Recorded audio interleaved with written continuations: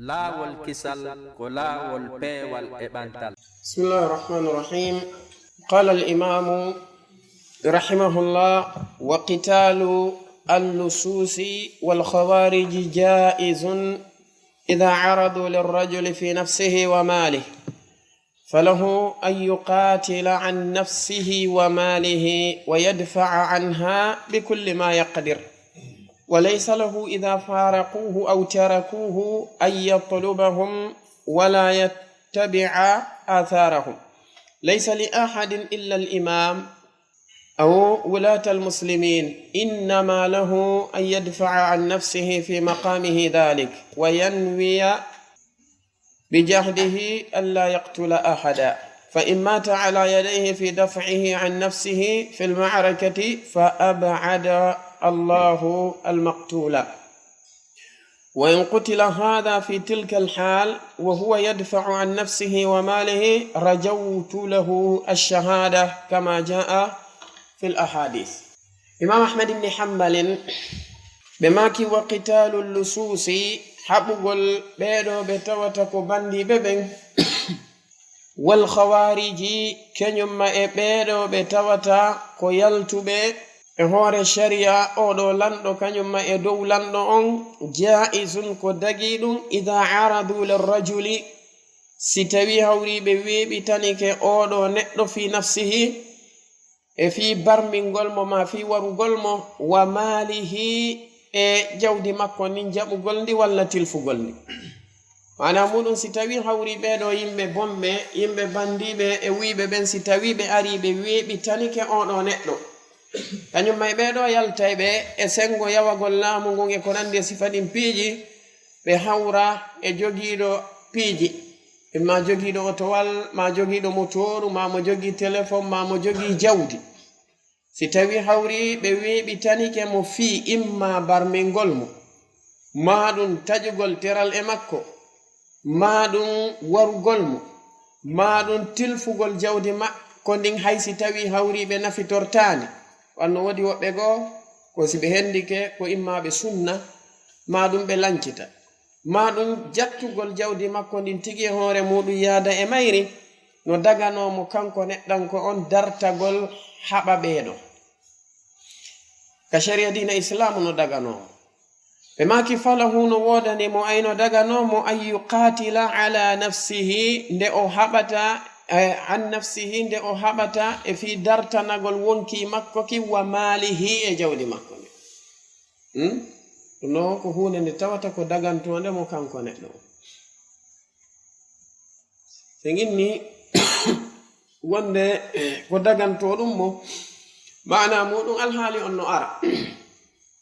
tawa ɓen no jogiti aalaji ɓe wiya ko yo jonnuɓe saabi motoru ndun walla yo jonnuɓe téléphone makko on, maɗum yo jonnuɓe jawdi makko ndin. kanko neɗɗo on mo mari piiji ɗiɗi,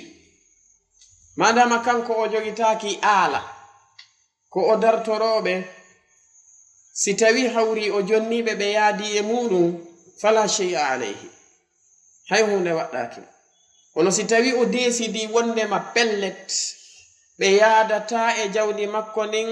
kanko neɗɗo on o dartoto ɓe o haɓida e maɓɓe falahu dhalik, no wodani muɗum.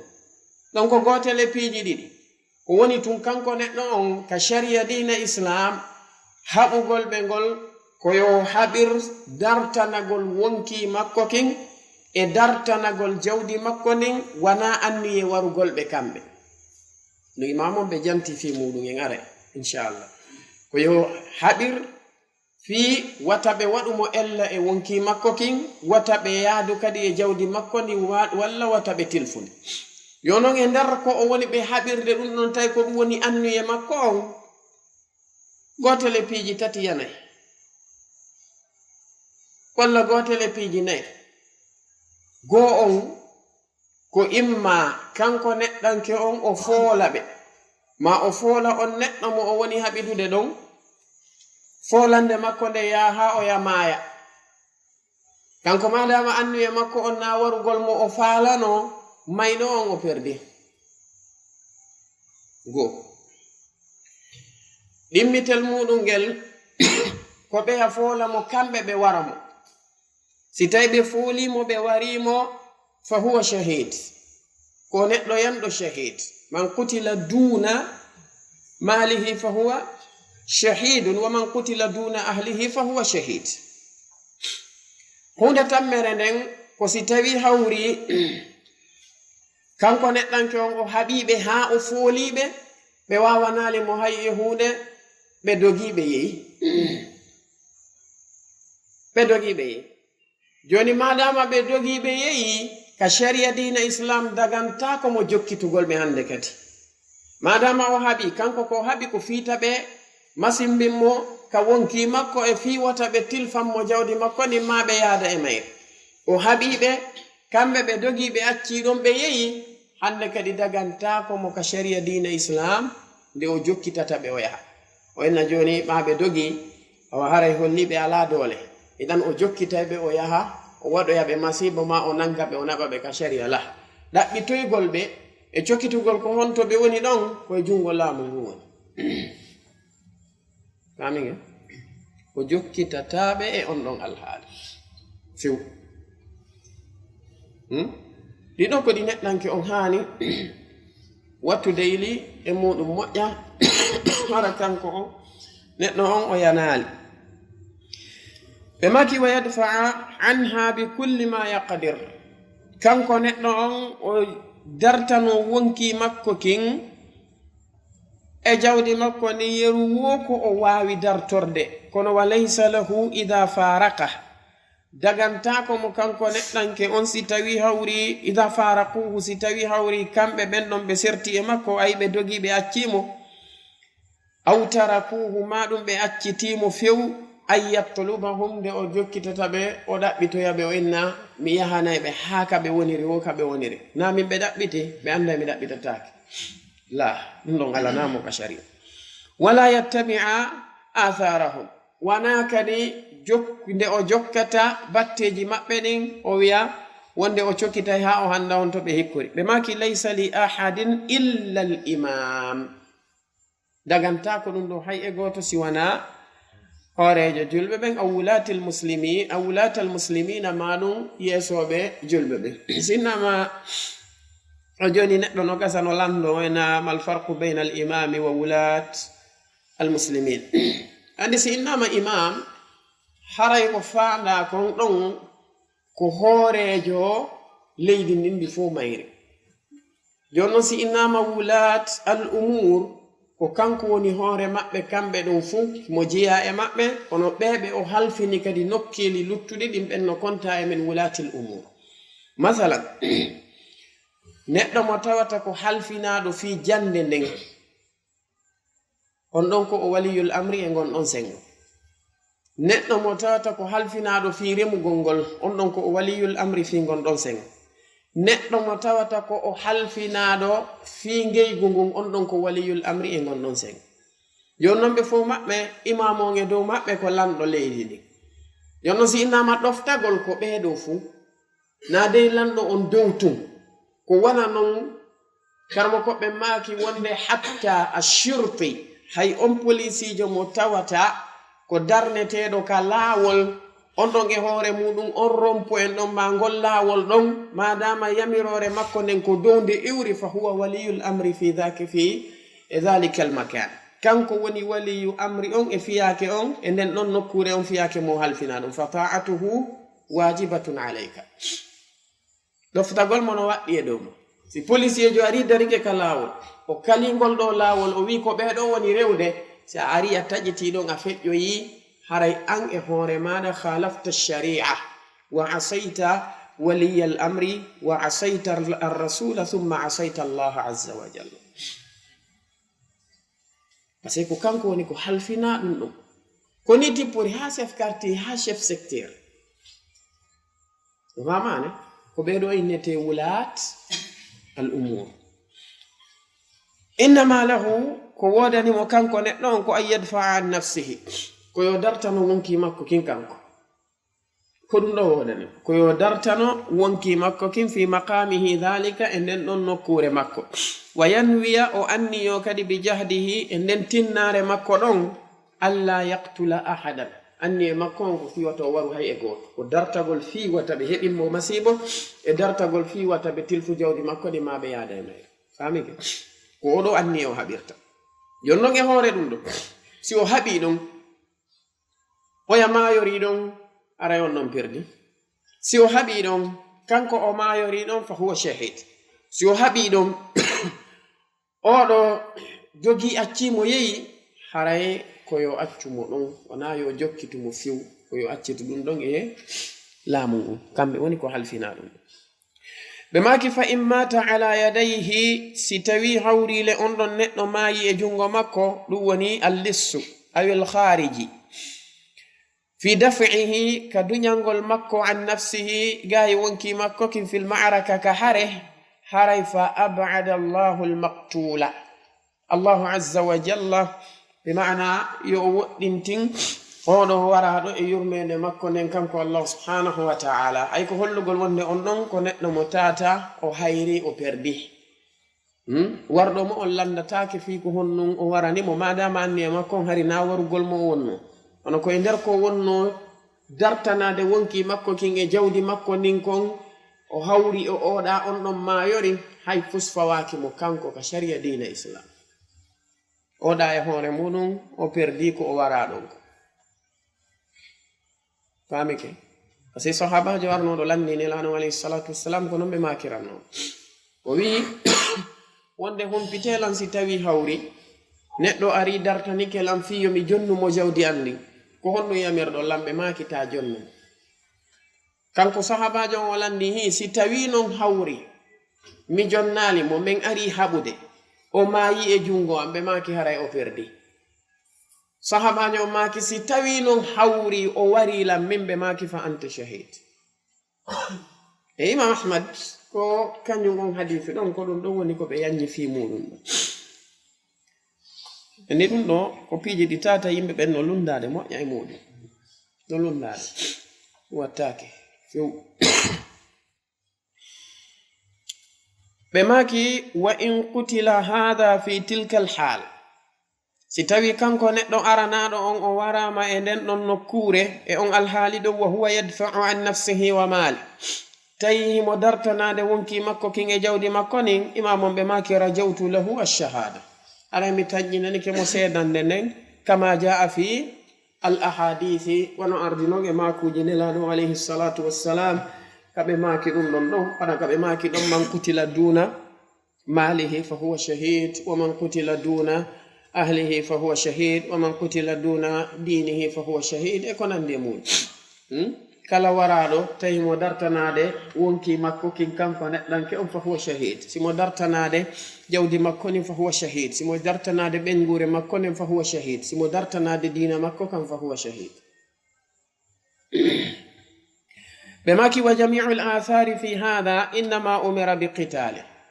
ɓe maki kono noon atharuji arɗi ɗin fop atharuji arɗi ɗin ɗi fop majji ko neɗɗo o yamira ko yo haɓu na yo waru dey innama umira bi qitalihi lam yu'mar bi qatlihi hunaka farqun bayna alqitali walqatl alqital ko haɓugol walqatlu ko warugol donc nayo neɗɗo on daaru joni o jooɗo ka salon makko o hayno bandirno naata ka nder cour makko oya naata mara mo renti on tigi on gayna wujjude ko wujjata kon fof o charge finkari makko nin ha moƴƴa o daro oya fokkita tun o joɗɗinanamo ka hoore oye e sharia dina wana ɗum ɗo o yamira wana warugol oya o yamira ko haɓugol mo o yamira na warugol si o mayori noon e nder ko o haɓatamo kon tawi anni e makko on na warugol mo waraɗo on perdi kamige jon noon gon ɗon fiyake nangayɓe goɗɗo ha gasa ɓe wiya addano en pineri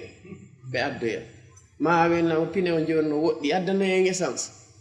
ɓe adda essence ɓe juɗamo ha o ɓenda murro wuncito few nono hawni surtout no leydi meɗen ndin ɗo hande ɗum ko sakkitoru ɗo no gasa nde hitande ɗo e inna e ɗuuɗaali kono duuɓi goo feƴƴi ɗo subhanallah ananay tumɓe na ɓe nangi gujjo ɓe sunnimo goɗɗum noon kadi hay ɓe tefata o wujji o wujja kono ɓe wara mo taasi tefoyama ha tawete hay na gujjo ɗiɗo ko piiji ɗi laamu ngun no waɗɗiɓe dartagol ɗum ɗo hatterde dartagol imamon ɓe maki walam yumar o yamiraka bi qatlihi warugol mo wala ittibaihi wana jokkitugol mo kadi ɓe maki wala yujizu alayhi e nuskha go wala yujhizu alayhi mana muɗum wana yo rewto e hoore makko o gayintomo joni si tawi hawri e misal ɓe haɓi ɗum ha e nder ko ɓe haɓi kon o yayani o tawi o yaloyi fes wata immade hande kadi nayo inno bon ɓa hewtiɗo joni yomi timmin kisa o gayintomo o waye dagota ma oya dogi yaltika makko o yeyi woɓɓe goo nangimo dow to ɓe haɓidi e makko ma ɓen ɗon luubike mo ha hewti joni fayda ko lutti wo joni koyo o yaware o aroya to kankadi o gayintomo dagantako mo few famike asi ka haysi o haɓidi o yaha o yaloyi o ndaari few tawi joni on ɗo walike wawata ha immade ko wodani mo hande kadi o noddugol laamu ngu ɓe aranamo maɗum ɓe hoccamo ɓe naɓa ka laamu ngu ko ɗum ɗo kono amma innugol joni kanko o jokka e mo piya mo ɗon ha o maya dagantako mo ɗum ɗo ɓe maki wala yujizu alayhi wata o rewti e hoore makko o gaynitomo in suri'a si tawi kanko neɗɗanke on o hirani mayde nden a yiɗi mana o piyama ha o hirani mayde nden aw kana jarihan maɗum o woni ko o barminaɗo e nder ko ɓe piiri ko mo tawi oya barmi ha yiƴan no siwade on ɗon no siwade on ɗon tawi o ndaari o tawi pellet oɗo tigi tigi oɗo no yiri mo ɗon imo tañƴini o maya e woni a waro ɗetta kafa makko ko enna kisa ɓa joni o yaha e woni yomi sendu hoore nden e ɓandu luttunumi dagotako famike aslan ko o yamira ko yo dartano wonki makko kin o dartano jawdi makko ni na yo o warude e nder ko woni dartade kon noon si o yamayi mayɗo on perdi famike ɓe maki wa in akhadahu asiran si tawi le yehi ha o fooli o ya o nangimo on wonti jogaɗo e jungo makko joni ɓe maki fa laysa lahu an yaqtulahu dagantako mo yo warumo ena ko gujjoni joni mi waray mo oye hay si tawi non hawri on ɗon masalan o naati ka nder galle makko e nder ko natta e galle ɗe misal himo mari gardien jo o wari gardien jon si o naati kanko si o ari o haɓidi e on ɗon ha o nangimo taw innuma o wari gardien jon kankadi o waray mo dagotako warugol mo kanko ko laamu ngun halfina parce que ko iqamatu haddin dagantako mo kanko waɗugol ɗum famade mo fadlan noon kan innugol tun adde essence ɓe maki wala yuqimu alayhi alhadd o ñimnata kadi e hoore makko haddu aw ko gujjo taƴengo ɓe maki walakin siko woni yarfa'u amrahu o ɓantay fiyake makko on ila man wallahu llah faade e on mo tawata ko mo allahu halfini fiyakuji ɗin ɗon fa yahkumu fihi on ɗon ñaawa e makko woɓɓe no mari hujja batila wiwgol wonde si tawi a nangi on tigi a naɓimo janngo on fotta e bimbi madina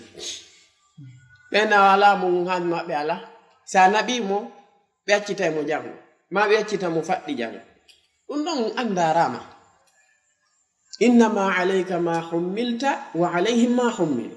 no woodi ko waɗɗima kon no woodi ko waɗɗiɓe kon waɗu ko waɗɗima kon accidaɓe ko waɗɗiɓe kon si tawi ɓe nangi bonɗo ɓe andi ko bonɗo ɓe rewnali sharia e hoore makko ɗum ko hakkunde maɓɓe allah azza wa jal kono fi kamɓe ɓe ala wadde ɗum ɗon andagantako ma ya waɗu ko a sharia deyna kan newnanali ma ya waɗu inna joni a taƴa mo jungo ngo ma a piye mo ɗo ha o jiɓo ande ma a haɓɓay mo kaɓɓi ɗi tawata ko bonnayɗi alhaali makko e ko nandi sifa ɗin ɗon piiji sharia dina kan jaɓanama no fo ɓe nangay ɗo goɗɗo surtout si koye garage o nangara o fi makko boni hay simo rawnuno niɓɓitay pitik ɓa ko nebban ɓe woni ɗaɓɓitoyde ɓe ara ɓe hibbay hoore makko ɓe haɓɓa mo ɓe ɓorta on tigi ha o laaɓa na sharia yamiri ɗum sharia no yamiri goɗɗo ya wirtu goɗɗo ka yaasi yaltina farju makko on awra makko on ka yaasi bi da'wa fi mo wari wujjugol ma nanga mo haɓɓa mo hata ko kar han o woni foofirde wattude hoore ɗum ɗon kadi luubo moɗon ha na ndiyan jonnatamo o yara wana ñamete jonnatamo o ñaama an sifa ɗin piiji si a ndaari a tawi joni e nder ko haɓuɗon kon kanko neɗɗo on on haɓi ha alhaali makko on hewti e nokku a foolimo few a daro ɗon inna joni e haɓɓe moɗon kaɓɓiɗi tata ko waray ɗin ƴettumo naɓamo ka laamu ngon ma nodda laamu ngon ɓe aranamo yon noon kamɓe si ɓe accitoyimo fa alayhim la alayka chey famige donc be piiji ɗin fof neɗɗo on rewana ɗi no sharia dina ka wiiri noon ko ɗum ɗo sendi ahli sunna e luttuɓe yon no a yiyay ɗo mo waare gujjo nangue ɗo ena ko gujjo o heɗo moƴƴa o nana ko ɓe woni piwde ko ɓe woni mannade kon o itta kaftane on tawa o ɓorno débardier mum o waɗa pantalon tentuɗo ha moƴƴa ara ina honto mo woni honto gujjo o woni ɓe hollamo gujjo on ka on ɗon o naaɗo ha o waalo wimo biw ko nandi sifa ɗin piiji adde poorewol adde ɗum ɗo e ɗum ɗo ta non ka woni neɗɗo sunna ko anduano janngude ɗiɗo piiji ara tindinaɓe ko onno gerde non fof ko majjere par ce que buy no woodi ɓe annda ɗum buy ala ko nodditiɓe yimɓe sunna ɓe annda hay gujjo ko onno gerdirte ndaare sharia men on ko sharia nun ɗan si yimɓe ɓen fof jangi sunna ɓe faami sunna wallahi e wuura ene weende ɓe maaki ولا نشهد على أحد من أهل القبلة بعمل يعمله بجنة ولا نار نرجو للصالح ونخاف على المسيء المذنب ونرجو له رحمة الله نيونا مسألة ومسألة متوتة أهل السنة والجماعة بسيرتي ماكو كدي إديدو فديجي دي توتا كو أونيني صفة خوارج معتزلة مرجئة بماكي إنن سيدان تاكو حي إغوتو من أهل القبلة يعني من المسلمين إن سيدان تاكو حي إغوتو مأبي قولو دو قولي مؤي ينجن وند كاريا وناتاي الجنة ما أقولي جي بوندي وين وناتاي ييتي misal mu mana ko ndum be faande e andi alhaali yimbe ben mojjube ben ko dido ko mojjudo mo tawata nassu ari toddanike mo wonde ko nato aljanna e mojjudo mo nassu toddanaki bombe ben kadi ko dido ko bondo mo nassu toddani o yaha yite e bondo mo nassu toddanaki jonnon kala mo tawata nassu ari holli ko neddo aljanna on non en fibay dum en gongine masalan الأنا عليه الصلاة والسلام بجانتني كأن في العشرة المبشرين بالجنة من نون إنجاب قطعا كوين بالجنة كوانا نون بجانتك في أهل بدر بجانتك في أهل الحديبية كم بين الأنا عليه الصلاة والسلام بجانتك كدي يوغا صحابة بمأمة وانا بلال بن الرباح عبد الله بن سلام صفة سليمي وني أنس بن مالك eko wona beedo e sahababe e kanyum may ukasat ibn mihsan ko nandi sifa beedo be tawata nassu ari qat'an wi beedo ko yimbe aljanna bendo ngen inne ko be yimbe aljanna ko wana non bembe tawata kedi nassu ari wi ko be yimbe yite tawato ike inde mabbe den fiw sifa wana fir'auna en sifa wana hamana en sifa wana odo abu jahli en sifa wana abu lahabi en e beedo ko nande sifa mabbe beedo ko yimbe yite e wi'ay ko be yimbe yite jonnon e bembe tawata ko gollaybe golleji moƴƴi kono nassu on toɗɗana nassu arali toɗɗiɗo wonde ko be yimbe aljanna ko beedo imam ahmad ibn hanbal be maaki wonde en sedanta ko be innen kaari ko neddo aljanna ko o golli ko moƴƴi wo ko o moƴƴi ko wieten ko hiden tanjinani mo aljanna kono den hulani mo kati anda si wami parce que golle makko den ko feñani en ko yiwde en anda ko woni bainahu wa bain Allah azza wa jalla fami ke izange wa hawa murji'a darotobe inna o ma yitun ala la ilaha illa Allah fa anta fil janna la takhaf ala an-nar enen nano waw dimbetel mudum yel ko on mo tawata ko golluɗo golleji bonɗi tawa nassu arali toɗɗi inde makko nden wonde ko o neɗɗo yiite ɗo ko imma tawa nassu ari toɗɗike sifa makko wonde ko o neɗɗo yiite qat'an mathalan ko fandi ɗen e nassu ari toɗɗike sifa makko on ɗon ko sifa yaltinɗo ka islam kanko neɗɗo on si tawi hawri o maayi tawi ko o yaltuɗo ka islam wana e islam o maayi e gabbata ko innugol ko be yi'en aya ka Allah wi kaari ko yiite yaata ma hadise ka wi wonde kaari ko yiite yaata madama ko kefeero maayi mana muɗum kefeero maayi neɗɗo mo tawata wana jiyaɗo yimɓe julɓe ɓen sifa chrétien jo si maayi ma ɗum juif jo si maayi e ko nandi e sifa ɓen ɗon ɗum tawa ɗo e ɗiɗi alkafiru ida mata ala kufrihi fa huwa min ahli nnar oɗo waɗi kamɓe imam on ɓe jantanto en ɗum yeeso inchallah jon noon si tawi ko o neɗɗo julɗo o golli boneji makko ɗin ko ɗi ɗuuɗi o ko ɗi ɗuuɗi yaray beere waɗay zina wujjay ñaamay riba ko nandi e sifa ɗin piiji ko satti wo ko satti en innata kaari ko yiite yaata enen ahli sunna ko inneten hiɗen hulani mo moƴƴa lette allahu ɗen ko non ɗen tañƴinanimo yurmede nden kadi ko wonnon o yaltali islam allah azza wa jalla o wi inna allaha la yaghfiru an yushraka bi wa yaghfiru ma duna dhalika liman yasha ma duna dhalika kullu ma la yukhriju min almilla liman yasha idan yakunu tahta mashi'atillah khawarij ɓeni oye ɓeni si tawi tun ko bakkatu mawɗo o mayiri fa huwa fi nnar ko ɗum waɗi ɓe julta fure makko ɓe lotta fure o ɓe kasangata ɓe naɓata ka berɗe julɓe ɓe kamɓe si tawi tun hawri goɗɗo mayiɗo o yari beere bimbi o suli woni ha ñalorma o desuli woni ha kikide o mayi ɓe lotta fure makko kasangatamo su juulata surroyta ka berɗe julɓe ɓe ɓe nayi kafirun billah mata ala alkufri shariba alhamr walam yatub dan ɗum ɗo ko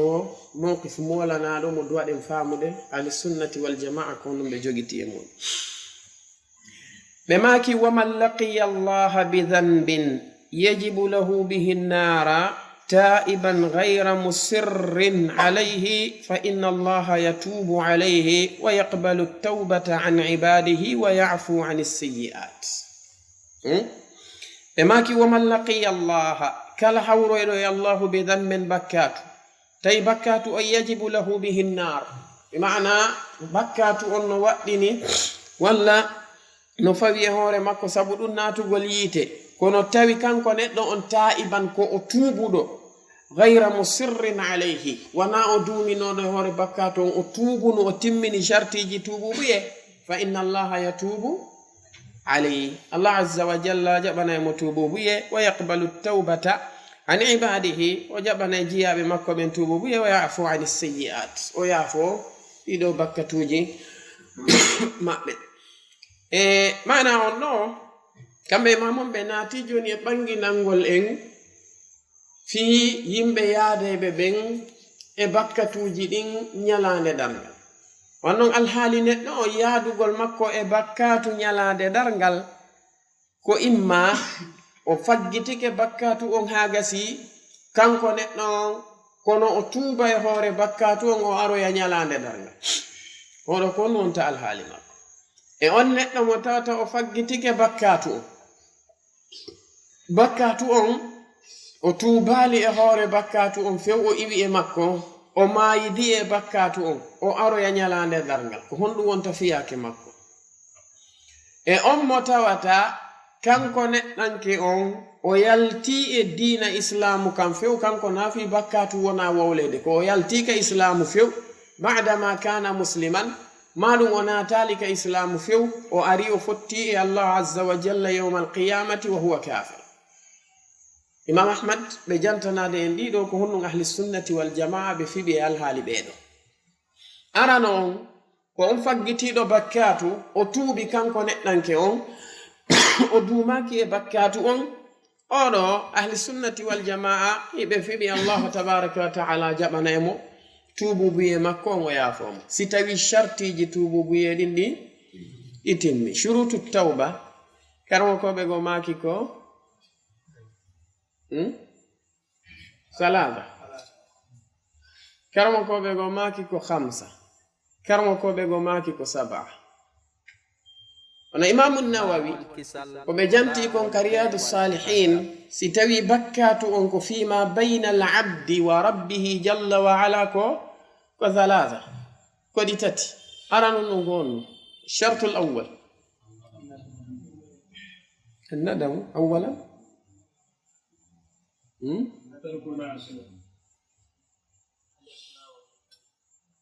الإقلاع عن الذنب، ثانيا الندم عليه، ثالثا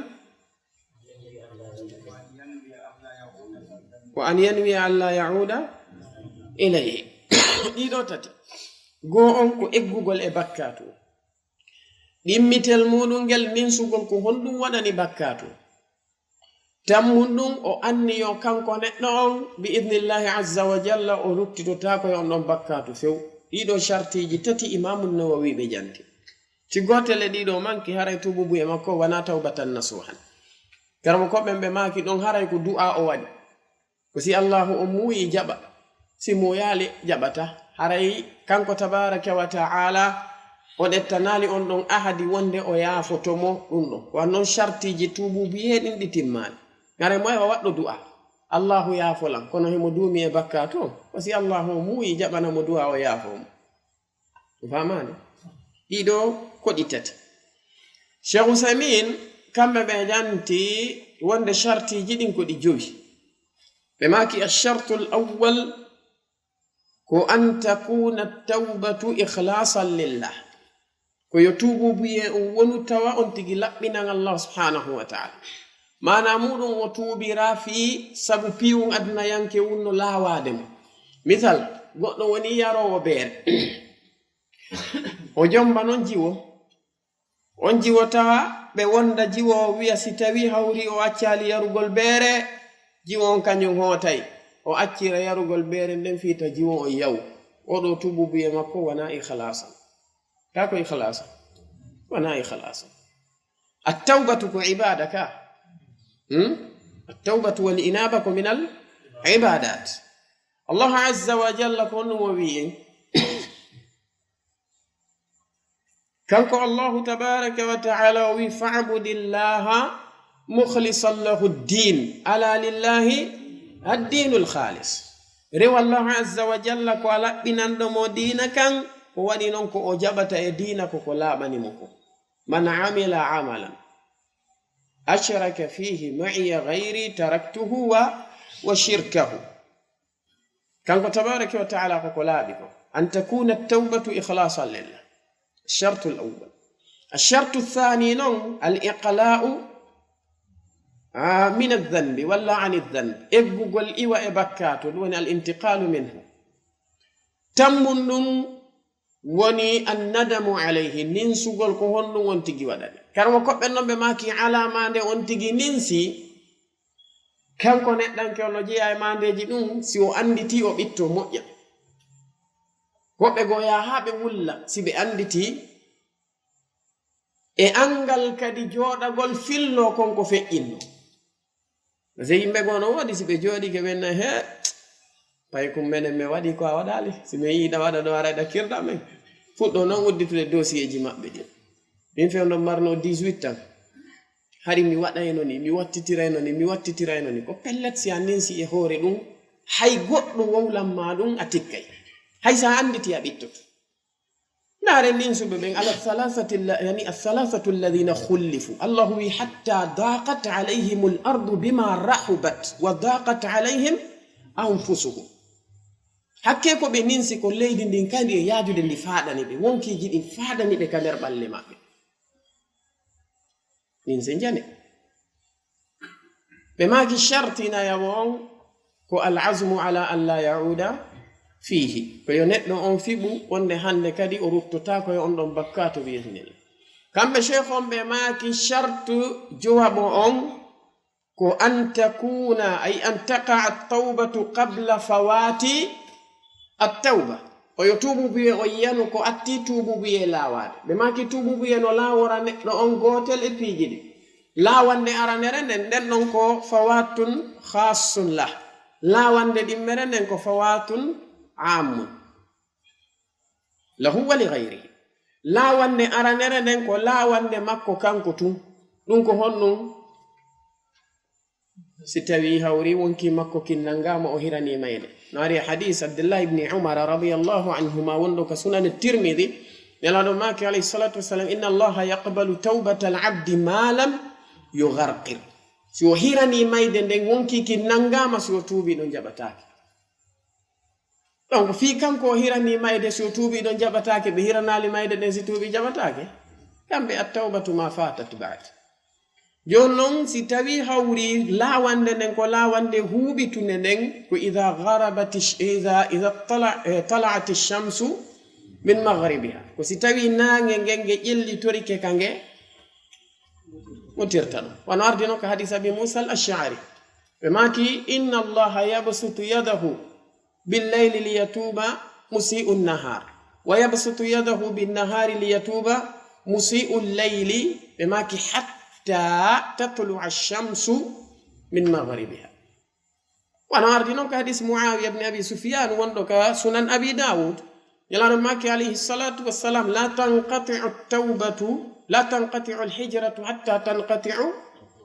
حتى تنقطع التوبه بماكي ولا تنقطع التوبه حتى تطلع الشمس من مغربها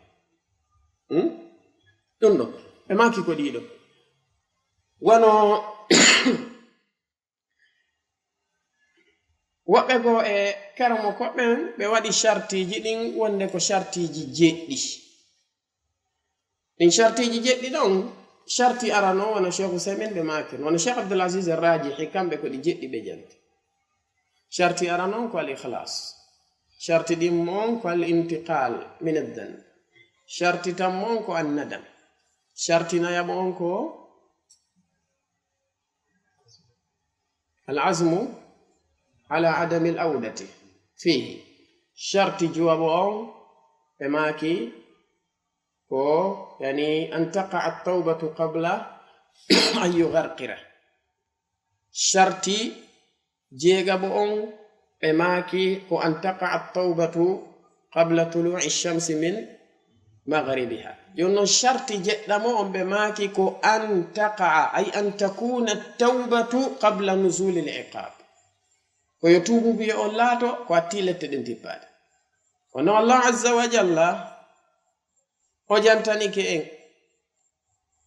wonde si yimbe yeddimo haalette makko den tippike si be tuubi don jabataake ko jabani dum do wo ko yimbe annabi Yunus aben ate jommene tabaraka wa ta'ala wi wonde falamma ra'aw ba'sana qalu amanna billahi wa kafarna bima kunna bihi mushrikin kanko jommen o wi on o wi falam yaku yanfa'uhum imanuhum lamma ra'aw ba'sana o wi babe yilette amen be dari be inni men gondini Allah me yeddi kala ko men kafidayno e makko kono jomi me wi ba tumbe yi lette den konko be gomdini don nafata نار فرعون يهورمون حتى إذا أدركه الغرق قال آمنت أنه لا إله إلا الذي آمنت به بنو إسرائيل وأنا من المسلمين قال الآن وقد عصيت قبل وكنت من المفسدين كان فرعون باو يي لكتدن فيو o yoli ukkike andi yandan o dari o gomdini dum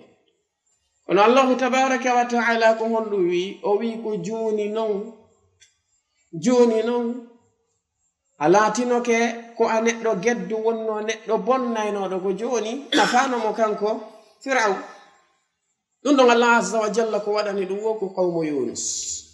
kambe tun falawla kana min qaryatin آمنت فنفعها إيمانها إلا قوم يونس لما آمنوا كشفنا عنهم عذاب الخزي في الدنيا ومتعناهم إلى حين Allah azza wa jalla o ɓanginani en wonde ko o ɓantani ɗum ɗon ko ɓen ɗon tu sowɗo ɓe yino lettede mbaɓe gomɗini kashafna anhum adaba alkhizyi fi dunia wa matta'nahum ila hin. idan ɗiɗo woni shurutu tawba as-sab'a, shartiji tubu buye ɗin jeɗɗi. si neɗɗo on timmini ɗiɗo, Allah azza wa jalla yatubu alayhi wa yaqbalu tawbata an ibadihi wa ya'fu an as-sayyi'at. ɓe maki wa man laqiyahu, kala hawruɗo e makko kanko Allahu wa qad uqima alayhi haddun, tawi haddu o waɗi bakkatu, haddu on yimnama e hoore makko, haddu mo tawata ko haddu dhalika dhanbi, on ɗon bakkatu fi dunya ka aduna ɗo, fa huwa kaffaratuhu kama jaa fi alkhabari an rasulillahi sallallahu alaihi wasallam. masala si tawi neɗɗo waɗiɗo zina, o foccama loyru temedere tawina o resuɗo, nden foccande ɗon nde yonimo lette, Allah azza wa jalla lettiroytamo on ɗon zina yawmal qiyama, ɗum ɗon woni kaffara makko. wana noon si o wujji jungo makko ngon taƴama, ɗum ɗon woni kaffara makko. ɗon no ari ɓe maki kama jaa fi alkhabari an rasulillahi sallallahu alayhi wa sallam. no ari hadith Ubadata ibn Samit, hadith wonɗo ka sahihain, fewɗo sahaba ɓen arno fa baya'u an-nabiy sallallahu alayhi wa sallam ala an la yushriku billahi shay'an wala yaznu wala yasriqu wala yaqtulu awladahum wala yaftaruna wala ya'tuna bi buhtanin yaftarunahu bayna aydihim wa arjulihim wa nahwi dhalik. e piiji ɗi ɓe yeeyoduno e nelaɗo alayhi salatu wassalam. on saati nelaɗo alayhi salatu wassalam ɓe makanime wonde faman waffa minkum fa ajruhu ala Allah wa man asaba shay'an min dhalika fa uqiba alayhi fi dunya fa huwa kaffaratullah. nelaɗo alayhi salatu wassalam ɓe maki kala e moɗo hunnuɗo ahadi ndin joddindin ko Allah azza wa jalla joganimo, kala non e moɗo yanɗo e gotel e ɗiɗoɗi tawata hiddu no fawi, kanko neɗɗo on hiddu on yimna e hoore makko ka aduna ɗo, haray ɗum ɗon woni kaffara makko. Allah subhanahu wa ta'ala lettiroytamo ɗum ɗon ñalande dargal, madama na ko yaltinimo ka islam. madama na ko yaltinimo ka islam. wadno ari e hadith go tigi kamɓe nelaɗo alayhi salatu wassalam ɓe maki wonde inna allaha akramu an yuthanniya ala abdihi al-uqubata fi l-akhirati. bimana Allah azza wa jalla himo teddi mo mawni himo moƴƴere nde tawata hinde hecci nde o ɗimmitata lette e hoore jiyaɗo makko ñalande darngal. mana mum on mo tata waɗino bakkatu, o lettama lette on bakkatu kadina ɗo bi iqamati lhududi alayhi, yo allahu fawto e hoore makko kadi lette on non bakkatu. inna allaha akramu min an yafala dhalika. ɗum non kanko neɗɗanke on imo yafana ɗum. ɓe maki wa man laqiyahu musirran, kala non hawroyɗo e makko tawi ko duumiɗo e hoore kañum on bakkatu ɗon gayri ta'ibin, tawi wana o tuubuɗo min adhunubi iwi e bakkatuji ɗin allati ɗin ɗi tawata qad istawjaba biha al-uquba, ɗin ɗi tawata yani ɗi waɗɗinino e dow makko lette, fa amruhu ila Allah, fiyake makko on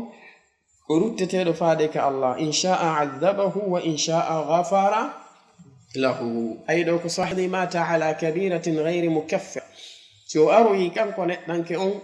wano nela ɗon tigi ɓe makir noon ka hadise Ubada mo jantiɗen nanen ɓe jokkintini ɓe maki waman asaba min dhalika shay'an thumma satarahu Allahu alayhi, ɓe maki fa amruhu ila Allah, in sha'a afa anhu wa in sha'a adhabahu wa in sha'a aqabahu. ɓe maki kala non waɗɗo gotel e ɗiɗo piiji Allah subhanahu wa ta'ala surrimo, tawi o wirtaki sakko hiddu fawe e hoore makko ko annoɗi buy waɗeɓe piiji ɗo bakkatuji fawayɗi hiddu e hoore maɓɓe, kono Allahu surraɓe, laamu ngo humpitotako fi maɓɓe. si tawi kanko neɗɗo ngo waɗi ɗum ɗon Allahu surrimo, ɓe maki on ɗon fa amruhu ila Allah. madama bakkatu on ko bakkatu mawɗo na yaltinɗo ka islam, hiddu fawa kay hoore makko, fiyake makko ko ruttete ɗum e Allah azza wa jalla, in sha'a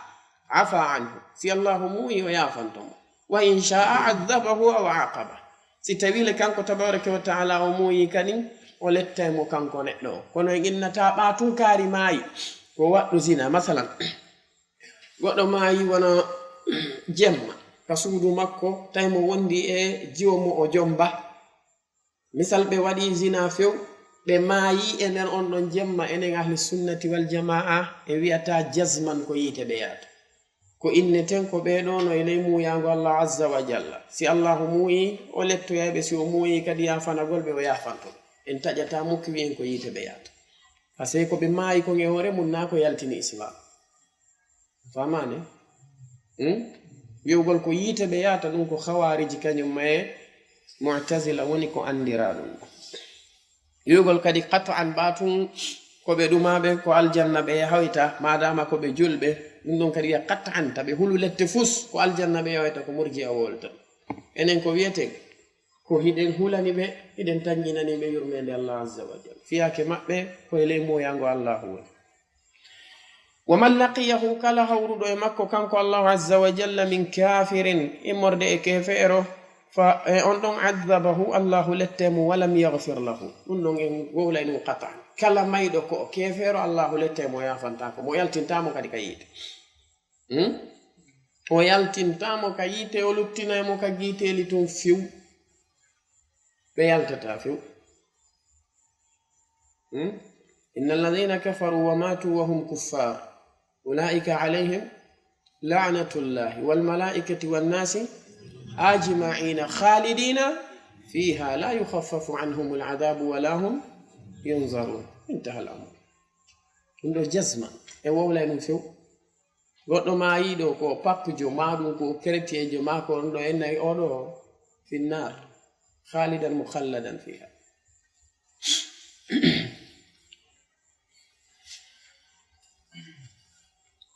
بماكي والرجم حق على من زنى وقد أحسن إذا اعترف أو قامت عليه بينة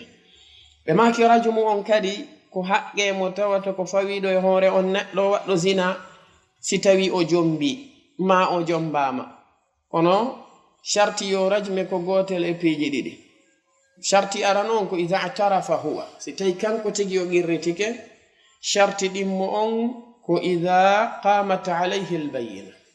بمعنى إذا اعترف ستيو قرتك سناري وانا ونو ماعز وارنو توين لانو عليه الصلاة والسلام كما في الصحيحين وين لانو عليه الصلاة والسلام إني زنيت مودي زنا فعرض عنه الرسول صلى الله عليه وسلم لانو دورين بفوتيرتو وارتي الدماء بكد وويمي إني مودي زنا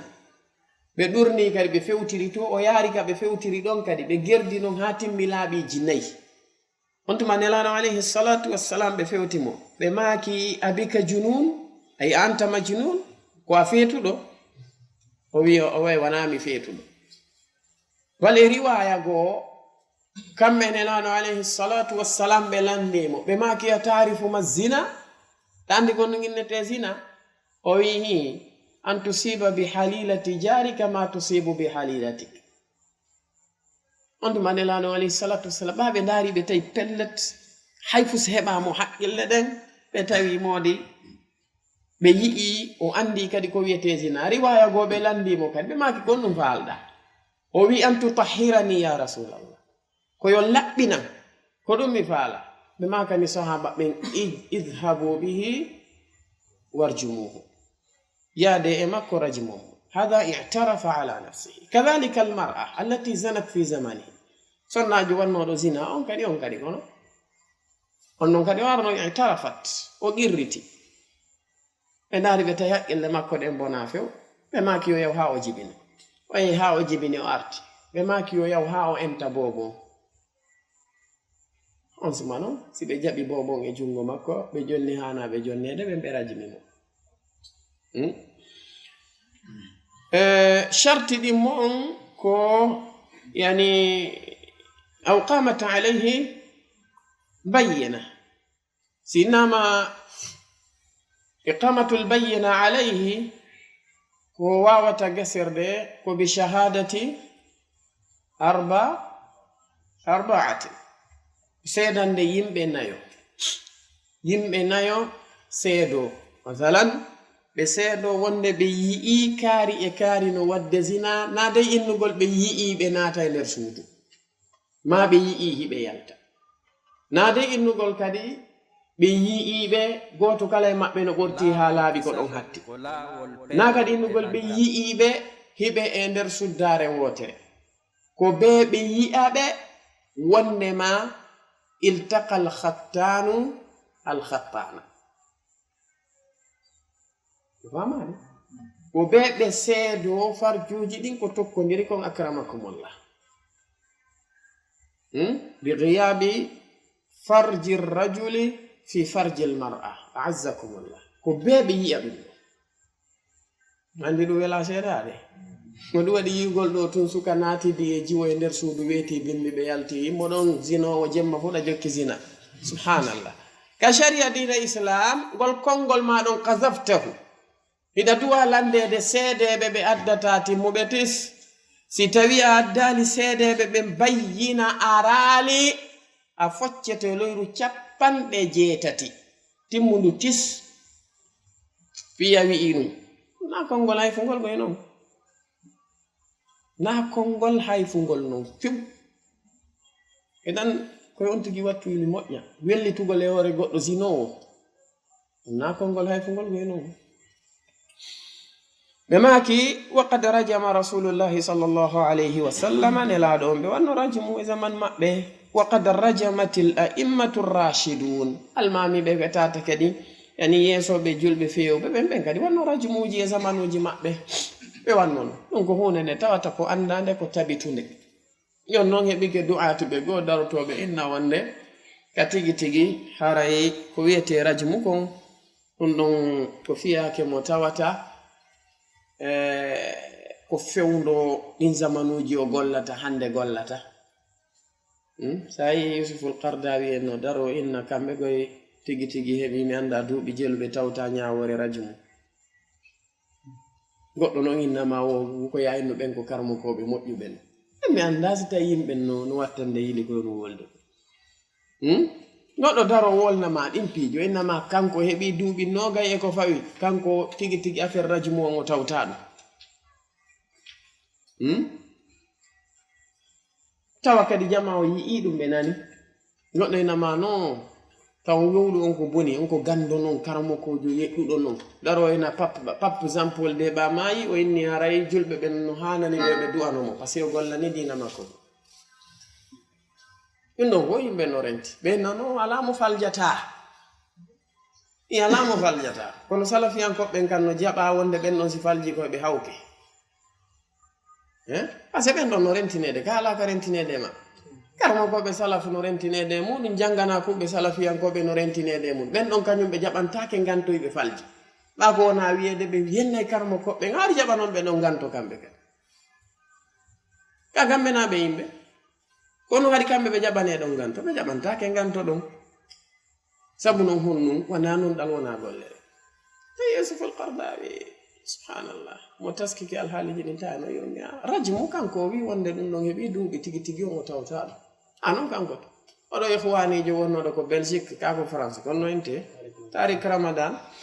kanko e kum lanɗo France kuma yawtuno kum ko feƴƴi e saayi Sarkozy kun ɗon e hoore muɗum débat mo ɓe waɗi fof no seedinamo ɓawo ye o woli fi rajmu eni nono bon kanko o tawta ɗum goɗɗo wi ko julɗo wiya ko karmokojo noddanowo dina enna tawta rajmu goɗɗo noon sa darki a wi ɓennayo goɗɗo jokku ɓen ko watta fatuwaji e ko nande mum ɓe innama hiɗa yenni karmokoɓe inan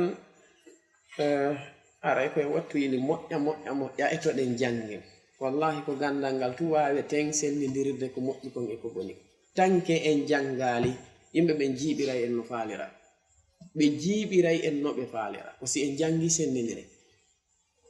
sen jangi en sendidire goɗɗo ko weli hunduko en anday ko woni wolde kon siko gonga ko kaari metti hunduko kadi en anday ko woni wolde kon siko gonga hada wabillahi tawfiq en hatta ɗo jango gayn toɗe inchallah azza wa jalla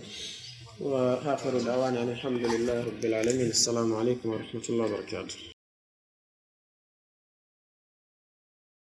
لا والكسل كلا والبي والإبانتل